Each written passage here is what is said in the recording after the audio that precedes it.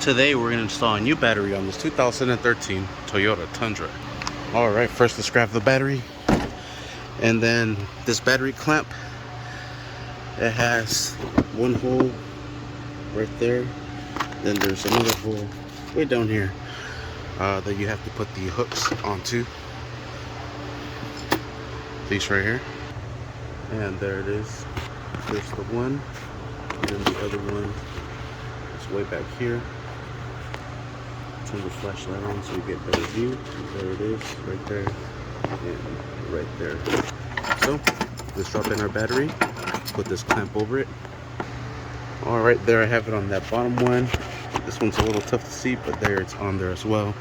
Then we'll secure these nuts little by little on one side, then the other to strap it down correctly. Then we'll give it on this side. Then we'll finish tying it down with a ratchet. All right, once everything is nice and secured, let's put in this positive clamp here, and let's secure this down as well. Just make sure it's nice and tight. We'll put on the negative one as well. Secure this one down, and we are set. And there it is, nice and tight, ready to go. Perfect. Go for it. Thank you for watching. Please like and subscribe. It always does this on these Toyotas.